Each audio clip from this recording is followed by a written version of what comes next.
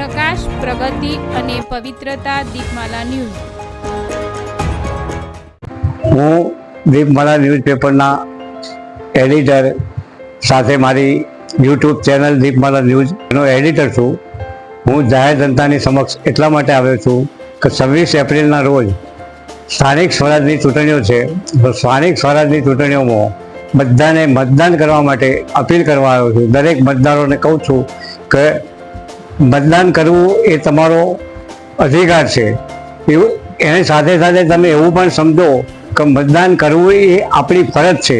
એ ફરજના ભાગરૂપે તમે દરેક મતદારોને એવી વિનંતી કરવામાં આવે છે તમારી ફરજ અદા કરો અને તો જ તમે સારા ઉમેદવારને ચૂંટી મોકલી આપશો અને સ્થાનિક સ્વરાજમાં તમારા સારા ઉમેદવાર હશે તો જ વિધાનસભા અને લોકસભામાં પણ સારા ઉમેદવાર જઈ શકશે અને આના કારણે એક મજબૂત સરકાર તમને મળશે। મજબૂત સરકાર હશે તો જ દેશનો અને રાજ્યનો વિકાસ થશે।